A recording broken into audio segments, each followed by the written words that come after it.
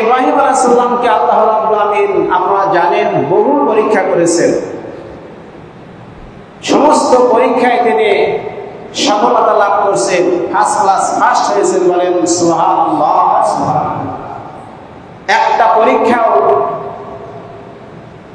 একটা পরীক্ষায় তিনি ফেল করেন নাই। বলেন সুবহানাল্লাহ। সব পরীক্ষায় উত্তীর্ণ হয়েছেন। এই পরীক্ষাগুলো সিম্পল ছিল না, সাধারণ ছিল না, পাহাড় সমতুল্য পরীক্ষা, ভয়ঙ্কর পরীক্ষা তার উপর চেপে দেওয়া হয়েছিল। এই পরীক্ষায় তিনি গোল্ডেন জিপিএ 5 পেয়েছেন। বলেন সুবহানাল্লাহ। সেই আল্লাহ রাব্বুল আলামিন বলতেছেন ওয়াইযে বেতালা ইব্রাহিম রাব্বুহু বিকালিমাতিন ফাতাম্মাহুন্না ক্বালা ইন্নী জা'iলুকা লিন-নাসি ইমামা। আল্লাহু আকবার। আল্লাহ রাব্বুল বলেন, যখন আমি ইব্রাহিম আলাইহিস সালামকে কয়েকটি বিষয়ে পরীক্ষা নিলাম,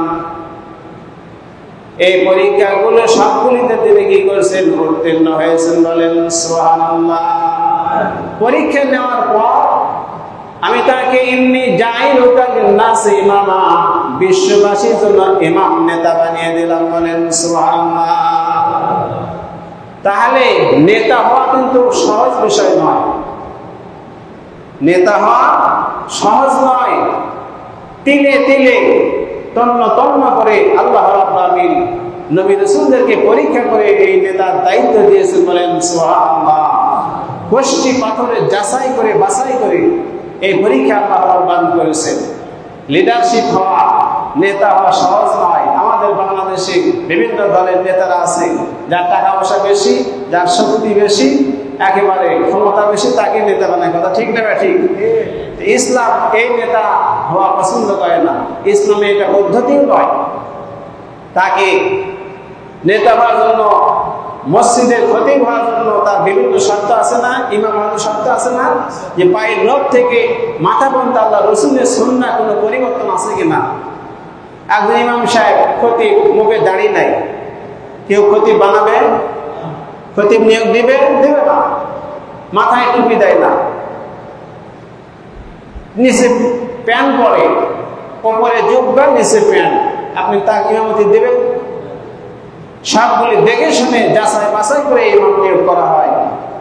আল্লাহ রাব্বুল আলামিন হযরতে ইব্রাহিম আলাইহিস সালামকে কয়েকটি বিষয় পরীক্ষা করেছেন। আমি অতীতেও বলেছি, হযরতে ইব্রাহিম আলাইহিস সালামকে আল্লাহ রাব্বুল আলামিন 30টা বিষয় পরীক্ষা নিয়েছেন। বলেন সুবহানাল্লাহ। কয়টা বিষয়? 30টি বিষয়। সমস্ত বিষয় থেকে সফলতা লাভ করেছেন, সাকসেসফুল হয়েছেন। বলেন সুবহানাল্লাহ। 1 নম্বর পরীক্ষা হলো এলকাউ ফিন্নার, আগুনের পরীক্ষা। 1 নম্বর পরীক্ষা কি? আগুনের পরীক্ষা। তারপর এটা এসেছিল ভয়ঙ্কর পরীক্ষাটা। সমকালীন বাদশা নমরুদ বলতেছে, ইব্রাহিম তুমি ঈমান ত্যাগ করো। হযরতে ইব্রাহিম আলাইহিস সালাম বললেন, আমার জীবন চলে যাবে, তবু আমি ঈমান ত্যাগ করতে পারবো না। বলেন সুবহানাল্লাহ।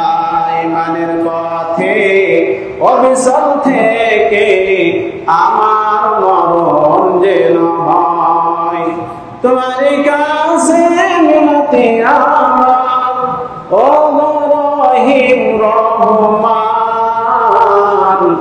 ঈমানের পথে অবিচল থেকে আমার মরণ যেন হয়। বলেন সুবহানাল্লাহ। হযরতে ইব্রাহিম সাল্লাল্লাহু ঈমানের পরীক্ষায়, আগুনের পরীক্ষায় পাস করেছে। বলেন সুবহানাল্লাহ। পরীক্ষা নম্বর 2, দ্বিতীয় পরীক্ষা হলো আল্লাহ রাব্বুল আলামিন হযরতে ইব্রাহিম সাল্লামকে বলতেছেন, ইব্রাহিম তোমার নবজাতক সন্তান নাম কি? ইসমাঈল সাল্লাম। তোমার স্ত্রী হাজরাকে মরুভূমিতে রেখে আসো। কোথায় রেখে আসো? মরুভূমি। আমাদের কাছে বলা হয় আল্লাহ পক্ষ থেকে তোমাদের স্ত্রীদেরকে, ছেলেদেরকে, মেয়েদেরকে পৃথিবীর সবচেয়ে বড় মরুভূমি সাহারা মরুভূমিতে রেখে আসো। তোমার পরিবারে তুমি একাই থাকবা। আমরা কয়জন পারবো বলেন? একটু বিবেক খাটান, কয়জন পারবো? যেমনি নির্দেশ দিয়েছেন আল্লাহ রাব্বুল আলামিন, সঙ্গে সঙ্গে জাতির পিতা হযরত ইব্রাহিম আলাইহিস সালাম, স্ত্রী হাজেরা এবং নবজাতক সন্তান ইসমাঈল সালামকে মরুভূমিতে রেখে এলেন, কাবা ঘরের পাশে, যেখানে গাছপালা নাই, খাবার নাই, বাড়িঘর নাই, মানুষ নাই, জনশূন্যহীন জায়গা, পাহাড় পাহাড়, বালু আর বালু, সেখানে রেখে দিলেন। হাজেরা প্রশ্ন করতেছে যে আমাদের এটা কি, 3 বার তিনি প্রশ্ন করেছিলেন যে আমাদেরকে কেন এখানে রেখে দেওয়া হচ্ছে? আমি আমার সন্তান কি অপরাধ করেছি? একবার বললেন, হযরত ইসমাঈল কোনো জবাব দিলেন না।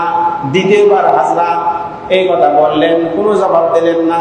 তৃতীয়বার হাজরা বললেন যে আমার প্রাণের স্বামী, আমাদের 2 জনকে এখানে রেখে যাচ্ছেন, এটা কি আল্লাহর পক্ষ থেকে নির্দেশ নাকি? সঙ্গে সঙ্গে হযরত ইব্রাহিম জবাব দেন, হ্যাঁ এটা আল্লাহর নির্দেশ। বলেন সুবহানাল্লাহ। হযরত হাজরা বলতেছেন, আল্লাহ যদি নির্দেশ হয়ে থাকে তাহলে আমাদের আর কোনো চিন্তার কারণ নাই, তুমি চলে যেতে পারো। আল্লাহ রাব্বুল আলামিন মরুভূমির বুকে আমি এবং আমার নবজাতক সন্তান ইসমাঈল আলাইহিস সালামকে না খেয়ে মারবেন না। বলেন সুবহানাল্লাহ। কত ভরসা একজন নারী আল্লাহর প্রতি। মরুভূমিতে গাছ নাই, পালা নাই, আপনার তারপরে বাড়ি নাই, ঘর নাই, জনমানবহীন, মানব নাই, মানুষ নাই, এমন একটি মরুভূমির মধ্যে তিনি আল্লাহর প্রতি কত বিশ্বাস থাকলে তিনি এই কথা বলতে পারেন। এখান থেকে মায়েদের, বোনেদের শিক্ষা রয়েছে যে হাজরা আল্লাহর প্রতি কত ইতমিনান, কত বিশ্বাস ছিল। আল্লাহ ভরসা করে সন্তানকে তিনি যে মরুভূমিতে অবস্থান করতে থাকলেন। বলেন সুবহানাল্লাহ। পরীক্ষা নম্বর 2, হযরত ইব্রাহিম সালাম স্ত্রী, মেয়েকে, সন্তানকে রেখে তিনি উটের পিঠে রওনা দিয়েছেন সিরিয়ার দিকে। মাঝখানে গিয়ে উট থেকে নামলেন, নেমে আল্লাহর কাছে দোয়া করতেছেন, রব্বানা ইন্নী আসকানতু মিন যুররিয়াতি বিওয়াদিন গায়রি যি যারইন ইনদা বাইতিকাল মুহাররম। আয় আল্লাহ তাআলা, আমার রব, আমি আমার সন্তানকে তার বংশধরকে এখানে রেখে গেলাম, যেখানে বাড়ি নাই, ঘর নাই, জনবসত নাই, এই হারাম শরীফের পাশে আমার পরিবারকে রেখে গেলাম। আল্লাহ এই সব পরিবারকে কবুল করো এবং এলাকাবাসী মক্কা নগরীকে কবুল করো। এই জনমানবহীন এলাকায় গাছপালা ফলমূল দিয়ে ভরপুর করে দিয়ে। বলেন সুবহানাল্লাহ। আল্লাহর কাছে দোয়া কবুল হয়ে গেছে। আজকে সৌদিতে যান, কত ফল খাবেন, অভাব নাই। বলেন সুবহানাল্লাহ। ইব্রাহিম আলাইহিস দোয়ার বরকতে আল্লাহ রাব্বুল আলামিন এত ফল ফলাদি সৌদিতে দিয়েছেন। মরুভূমি গাছ, শুধু খেজুরের গাছ, অধিকাংশ খেজুরের গাছ আছে। আপনি সেব খাবেন, বেদানা খাবেন, কলা খাবেন, আঙ্গুর খাবেন, কত ফল ট্রাকে ট্রাকে হাজিরের জন্য এই হাজির করে দিচ্ছে সৌদি লোকেরা। বলেন সুবহানাল্লাহ। ইব্রাহিম আলাইহিস দোয়ার বরকতে এটা হয়েছে। আমার বন্ধুগণ, সম্মানিত উপস্থিতি, পরীক্ষা নম্বর 2 চলে গেল। পরীক্ষা নম্বর 3 নম্বর পরীক্ষা। হযরত ইব্রাহিম আলাইহিস সালাম এর সন্তান ইসমাঈল যখন আপনারা জানেন ছেলের পিতার সাথে দৌড়াদৌড়ি করার বয়সে পৌঁছে গেল, 13 বছর বয়সে বুঝলো, তখন আল্লাহ নির্দেশ দিল যে ইব্রাহিম তুমি তোমার সন্তানকে কি করো, জবাই করো। জানেন কুরবানির ঘটনা, ছেলেকে কুরবানি করবেন। আল্লাহ এটা জাননি, চেয়েছিলেন ইব্রাহিমের অন্তরটা, মনটা কার জন্য? ছেলের জন্য না আমার জন্য? 86 বছর বয়সে একটা মাত্র সন্তান। কত বছর বয়স? 86 বছর বয়সে একটা সন্তান চেয়েছেন। ইসলামকে চালু করার জন্য, গালেব করার জন্য, বিজয় করার জন্য। আমি ইব্রাহিম বিদায় হয়ে যাব, আমার অবর্তনে ইসলামকে কে চালু করবে, প্রতিষ্ঠিত করবে, কায়েম করবে, আমার বংশধরের মধ্যে যেন একটা সন্তান হয়। আল্লাহ পাক দিয়েছিলেন। বলেন সুবহানাল্লাহ। এই সন্তানকে জবাব দেওয়ার নির্দেশ। সঙ্গে সঙ্গে আল্লাহ রাব্বুল আলামিন কি করেছেন, তার এই পরীক্ষার ক্ষেত্রে তিনি তাকে পাস করে দিয়েছেন। আল্লাহ পাক আয়াত নাযিল করে দিয়েছেন, কাদ সাদ্দাকতা রুইয়া ইন্না কাযালিকা কাযালিকা নাজজিল মুহসিনিন। আল্লাহু আকবার। নির্দেশ দেওয়া দেরি, গলা ছুরি চালাতে দেরি করেননি হযরত ইব্রাহিম আলাইহিস সালাম। বলেন সুবহানাল্লাহ। এই পরীক্ষা পাস।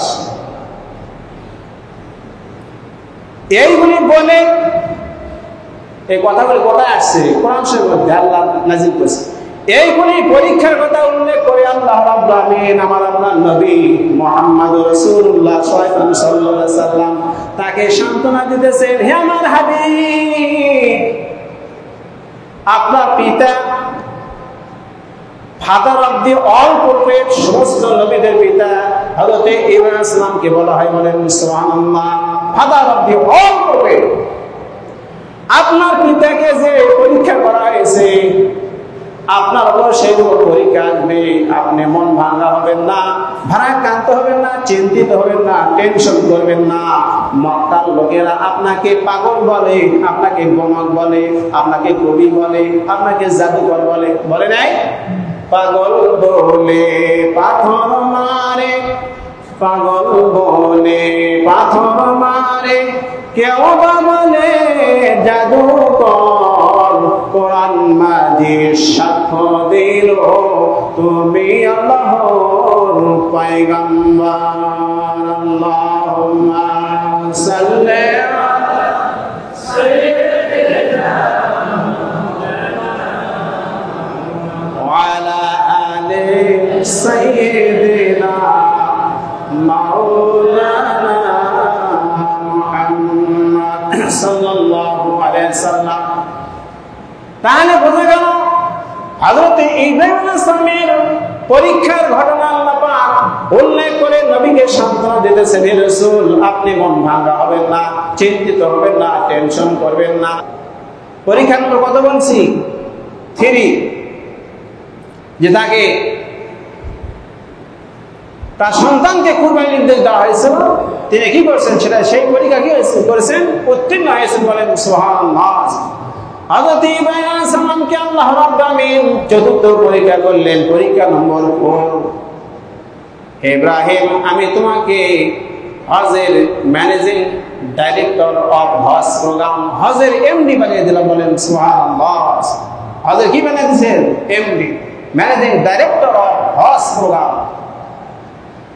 হযরত ইব্রাহিম সাল্লামকে আল্লাহ রাব্বুল আলামিন নির্দেশ দিলেন, হে ইব্রাহিম, তোমাকে হজ পালন করার জন্য, মানুষদেরকে আহ্বান করার জন্য তোমাকে নির্দেশ দিলাম। এই হজ যারা করতে আসবে তাদের প্রথম যে কাজটি হবে, যেখানে আসতে হবে সেখানে একটা কাবা ঘর তৈরি করা, আমার ঘর বানাও। বলেন সুবহানাল্লাহ। হযরত ইব্রাহিম সাল্লাম বলতেছেন, রব্বুল আমিন কি করতে হবে খালি বলেন। দেখছেন, খালি আপনি অর্ডার দেন, আমি রেডি, খালি বলেন, খালি বলেন। আল্লাহ পাক বললেন, আমার ঘর বানাও। সঙ্গে সঙ্গে হযরত ইব্রাহিম সাল্লাম তার পুত্র ইসমাঈল কাবা ঘর তৈরি করলেন। ওয়া ইয ইয়ারফাউ ইব্রাহিমুল কাওয়াইদা মিনাল বাইতি ওয়া ইসমাঈল রাব্বানা তাকাব্বাল মিন্না ইন্নাকা আনতাস সামিউল আলিম। আল্লাহু আকবার। যখন আমি ইব্রাহিমকে নির্দেশ দিলাম, তার পুত্র সহ তারা কি করলো? কাবাঘর তৈরি করতে লাগলো। কাবাঘর সম্পন্ন হওয়ার পর তারা আল্লাহর কাছে দোয়া করল, আল্লাহ, আমি ইব্রাহিম রাজমিস্ত্রি, আমার ছেলে হেল্পার ইসমাঈল, দুইজন মিলে কাবাঘর তৈরি করছি। এই ঘরটাকে আমার জন্য, আমার পুত্রের জন্য আপনার দরবারে কবুল করে নেন। বলেন সুবহানাল্লাহ। এই যে একটা ঘর নির্মাণ করলাম, আল্লাহ এই কাজটা কবুল করেন, আপনার সন্তোষের জন্যই করেছে। এই ঘর সর্বপ্রথম পৃথিবীর কালাম আল্লাহর ঘর। আল্লাহ পাক পরিষ্কার উন্নয়তে বলেন, ইন্না আউওয়ালা বাইতি উদিয়া লিন-নাসি লাল্লাযী বিবাক্কাতা মুবারাকান ওয়া হুদাল লিল-আলামিন। আল্লাহু আকবার। নিশ্চয় আল্লাহ পাক বলছেন, কি কথা বুঝতেছেন না? জোরে হচ্ছে, বোঝা যাচ্ছে তো? আল্লাহ বলেন, নিশ্চয় এই পৃথিবীতে সর্বপ্রথম যে ঘর তৈরি করা হয়েছে সেটি হচ্ছে বাক্কায় অবস্থিত। মক্কার আরেকটা নাম হচ্ছে বাক্কা। এই বাক্কাতে অবস্থিত, যেটা সারা বিশ্ববাসীর জন্য হিদায়াতের মার্কাজ। বলেন সুবহানাল্লাহ। হজ হচ্ছে বিশ্ব সম্মেলন মুসলমানদের জন্য। সারা পৃথিবী থেকে লোক এসে লক্ষ লক্ষ লোক হজ করবে, সেখান থেকে মেসেজ গ্রহণ করবে তোমাদের করণীয় কি, এখান থেকে গিয়ে তোমরা তোমাদের দেশে কি করবে। এই ধরনের বিশ্ব সম্মেলনের ব্যবস্থা আল্লাহ পাক হজের মাধ্যমে করেছে। হযরত ইব্রাহিম ঘর তৈরি করলেন, এরপর নির্দেশ দিলেন ইব্রাহিম পৃথিবীর সকল লোকদের কাছে হজের আজান দিয়ে দাও। হযরত ইব্রাহিম আপত্তি করলেন, আল্লাহ মানুষ তো নাই, কাকে আমি হজের আজান দেব? মানুষ আছে তখন, মানুষ নাই, লোক নাই, সব নাই। আল্লাহ বলেন ইব্রাহিম তুমি শুধু আজান দাও, হজের জন্য মানুষকে ডাকো। প্রত্যেকটা মানুষ যারা আছে তাদের কানে, আলমে আরওয়াহ রুহুল জগতে যারা আছে তাদের কানে আমি আল্লাহ পাক পৌঁছে দেব। বলেন সুবহানাল্লাহ। সূরা হজ আল্লাহ পাক নাযিল করেছেন। কি আজান ইব্রাহিম দিতেছেন শুনেন। ওয়াজ্জিন ফিন নাস বিল হাজ্জি ইয়াতুকা বিরিজালিহি দামিরিয়াতিকা আল্লাহ বলছে ইব্রাহিম তুমি মানুষের কাছে হজে আজান দাও। আযান ফিন নাস বিল হজ ইয়াতুকা রিজালু ওয়া আলা কুল্লি দামিরি ইয়াতিকা মিন ফাজ্জিন আমিক। আজান দাও, যারা দূরে আছে তারা ওটের পিঠে চলে আসবে, কৃষ্ণকায় কালো ওটের পিঠে চলে আসবে, আর যারা আশেপাশে আছে তারা এসে আবার এই হজ সম্পূর্ণ করবে। বলেন সুবহানাল্লাহ। যারা বাইরে আছে বহু দূরে, উট নাই, দুম্বার ঘোড়া নাই, তারা প্লেন যোগে আসবে, জাহাজ চলে আসবে।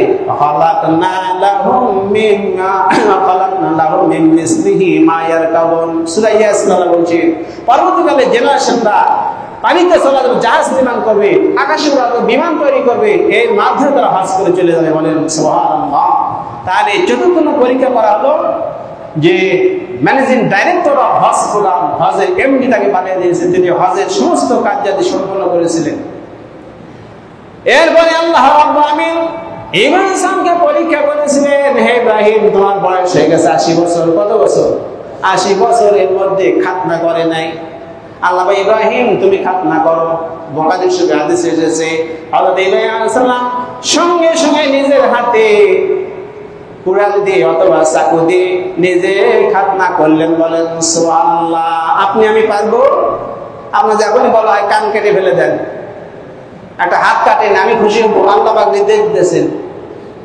বছর বছর আপত্তি করবেন কিনা? আল্লাহর কেমন নির্দেশ হলো আমি ডান হাত দেখাই, বাম হাত দিয়ে পানি খরচ করি, সেই হাত আপনার খুশির জন্য কাটতে হবে? আর ইব্রাহিম কি করে নিজের হাতে নিজে খাতনা করেছেন? বলেন সুবহানাল্লাহ। এই হাদিসের ব্যাপারে আমার ডাইরেক্ট আমি হাদিস পাই নাই, তবে আমার ওস্তাদের কাছে শুনলাম যে হুজুর উনি মুহাদ্দিস, সরকারি মুস্তাফা আলিয়া মাদ্রাসা প্রিন্সিপাল ছিলেন শায়খ নজরুল ইসলাম, আপনি জীবিত আছেন। হুজুর ফোন দিলাম, হুজুর এই হাদিসটা আছে হাদিসে? হ্যাঁ আছে। আমি নিশ্চিত হলাম, আপনাদের কাছে বুক খুলে বলতে পারতেছি। বলেন সুবহানাল্লাহ। আরেকজন আলিমকে জিজ্ঞাসা করছিলাম, সে বলে হ্যাঁ আছে। 4 জন আলিমকে দিয়ে ঠনঠনা মাদ্রাসার ওস্তাদকে একজনকে জিজ্ঞাসা করছি, উনি বলেন হাদিসে আমি সরাসরি দেখি নাই, শুনছি। আরেকজন গতকাল সাতমাথায় ওই যে সপ্তমী মার্কেটে যে জায়গা আছে নামাজের, ওখানে বাগিনাস পড়ে মহিমাগঞ্জ মাদ্রাসা মুফতি আমার বন্ধু মাওলানা নুরুল ইসলাম শিকারপুরে, তাকে জিজ্ঞাসা করলাম, বলে হ্যাঁ আছে। 4 জন আলেমকে বলার পর এই হাদিসটা আপনাদের সামনে বললাম। তাহলে এত সুন্দর ফ্যামিলি, হযরত ইব্রাহিম সাল্লামের বরকতময় পরিবার। হযরত ইব্রাহিম সাল্লাম কাবা ঘর নির্মাণ করার সময় মাকামে ইব্রাহিম পা রেখে লিফটের মতো উপরে উঠতেন, আমার নিচে নেমে আসতেন। বলেন সুবহানাল্লাহ। মাকাম ইব্রাহিম, সেখানে তাওয়াফ শেষে হাজিদের 2 রাকাত নামাজ পড়তে হয়। আমার বন্ধুগণ, তাই এমন সুন্দর ফ্যামিলি হযরতে ইসমাঈল সাল্লামের পা লেগেছে, জমজম কূপ তৈরি হয়ে গেছে, হযরত ইব্রাহিম সাল্লামের পা লেগেছে, মাকামে ইব্রাহিম হয়ে গেছে। বলেন সুবহানাল্লাহ। তার স্ত্রী হাজেরা সাফা মারওয়া পাহাড়ে দৌড়াদৌড়ি করেছেন। এই বান্দির দৃশ্য আল্লাহ রাব্বুল আলামিনের কাছে এত পছন্দনীয় হয়েছে, সারা কিয়ামত পর্যন্ত হাজিদের জন্য সাফা মারওয়া পাহাড় দৌড়ানো 7 বার ওয়াজিব করে দেওয়া হয়েছে। বলেন সুবহানাল্লাহ। আল্লাহু আকবার। এখান থেকে আমাদের কি শিক্ষণ? আল্লাহ যে নির্দেশ সেটা আমাদের পালন করতে হবে। হযরত ইব্রাহিম আলাইহিস সালামের সাথে আমাদের নবী করিম সাল্লাল্লাহু আলাইহি ওয়াসাল্লামের 7টা বিষয় মিল আছে। কয়টা বিষয়? 7টা বিষয়। নবীজি 1 নম্বর হলো চেহারার সাথে মিল আছে। নবীজি মেরাজ করে যখন নামলেন মক্কা শরীফে, এসে মক্কাবাসীদেরকে বললেন, ও আমার মক্কাবাসীরা, তোমরা যদি ইব্রাহিম আলাইহিস সালামের চেহারা দেখতে চাও, আমি নবী মুহাম্মদ সাল্লাল্লাহু আলাইহি ওয়াসাল্লামের চেহারার দিকে তাকাও, বলেন সুবহানাল্লাহ, আল্লাহু আকবার। নবীর চেহারা যেরকম, হযরত ইব্রাহিম আলাইহিস সালামের চেহারা সেই রকম, বলেন সুবহানাল্লাহ। এক। দুই নম্বর, হযরত ইব্রাহিম আলাইহিস সালামের আদর্শ যা, আমাদের আদর্শ নবীজির আদর্শ তাই, বলেন সুবহানাল্লাহ। আল্লাহ পাক বলেন, কাদ কানাত লাকুম উসওয়াতুন হাসানাতুন ফি ইব্রাহিম, আল্লাহু আকবার। সূরা মুমতাহানার 4 নম্বর আয়াত। আল্লাহ পাক বলেন, তোমাদের জন্য আদর্শ রয়েছে হযরত ইব্রাহিম আলাইহিস সালামের মধ্যে, বলেন সুবহানাল্লাহ। এই যে মাথায় টুপি পরি, মুখে দাড়ি রাখি, এরপর খাতনা করি, বগলে পশম মুলক পাঠন করি, নাভির নিচে পশম সাফ করি, নারীরা কানে দুল দেয়, গলায় মালা পরে, হাতে মালা পরে, সব হযরত ইব্রাহিম আলাইহিস সালামের সুন্নাহ, বলেন সুবহানাল্লাহ। এই সুন্নাহগুলো আমাদের নবীর মাধ্যমে বাস্তবায়িত হয়েছে, পূর্ণাঙ্গতা লাভ করেছে, বলেন সুবহানাল্লাহ। আল্লাহ বলেন, লাকাদ কানা লাকুম ফি রাসূলিল্লাহি উসওয়াতুন হাসানাহ, সূরা আহজাব। তোমাদের জন্য একমাত্র আদর্শ রয়েছে মুহাম্মদ সাল্লাল্লাহু আলাইহি ওয়াসাল্লামের মধ্যে, বলেন সুবহানাল্লাহ। তাহলে ইব্রাহিম আলাইহিস সালামের আদর্শ যা, আমার নবীর আপনাদের নবীর আদর্শ তাই। দুই। তিন নম্বরে, হযরত ইব্রাহিম আলাইহিস সালাম উলুল আযম পয়গম্বর ছিলেন, দৃঢ় সংকল্প নবী হচ্ছে 5 জন পৃথিবীতে। দৃঢ় সংকল্প নবী হচ্ছে 5 জন। উলুল আযম মিনার রাসূলি হযরত ইব্রাহিম আলাইহিস সালাম, হযরত মূসা আলাইহিস সালাম, হযরত ঈসা আলাইহিস সালাম, হযরত মুহাম্মদ সাল্লাল্লাহু আলাইহি সাল্লাম, নূহ আলাইহিস সালাম। 5 জন নবী হচ্ছে উলুল আযম পয়গম্বর। এর মধ্যে ইব্রাহিম আলাইহিস সালাম রয়েছেন। চতুর্থ নম্বর মিল রয়েছে, হযরত ইব্রাহিম আলাইহিস সালাম কাবা ঘর বানাইছেন, আমাদের নবী কাবা ঘর বানানোর শরীক হয়েছেন, বলেন সুবহানাল্লাহ। এরপরে কয়টা বললাম? চতুর্থ। পঞ্চম নম্বরে মিল রয়েছে, হযরত রাসূল কারীম সাল্লাল্লাহু আলাইহি ওয়াসাল্লাম মক্কা থেকে মদিনায় হিজরত করেছেন, হযরত ইব্রাহিম আলাইহিস সালাম ইরাকের বাবেল শহর থেকে ফিলিস্তিনে গেছেন, ফিলিস্তিন থেকে মিশর, মিশর থেকে সৌদি আরব হিজরত করেছেন, বলেন সুবহানাল্লাহ। এরপরে দরুদ শরীফে আমরা কয়জন নবীর নাম পড়ি? ইব্রাহিম আলাইহিস সালাম, মুহাম্মদ সাল্লাল্লাহু আলাইহি ওয়াসাল্লাম, বলেন সুবহানাল্লাহ। এবার সময় শেষ। তাহলে 7টা বিষয়ে মিল রয়েছে আমাদের নবীর সাথে, হযরত ইব্রাহিম আলাইহিস সালামের। সম্মানিত উপস্থিতি, আসুন ইব্রাহিম আলাইহিস সালামের সাথে আল্লাহর কথা, ইব্রাহিম আলাইহিস সালামের পরিবারের কথা, তার ফ্যামিলির কথা, তার জাতির কথা সব আল্লাহ কোরআন শরীফে কোট করে দিয়েছেন, বলেন সুবহানাল্লাহ। আসুন আল্লাহ রাব্বুল আলামিন সকলকে ইব্রাহিম আলাইহিস সালামের সুন্নাহ, মুহাম্মদের আদর্শ সুন্নাহ অনুসরণ অনুকরণ করে আমাদের জীবনকে যেন আমরা ধন্য করতে পারি, আল্লাহ পাক তৌফিক দান করেন। হাযা মা ইনদি ওয়া লা ইলাহা ইল্লাল্লাহ আলাইহি তাওয়াক্কালতু ইলাইহি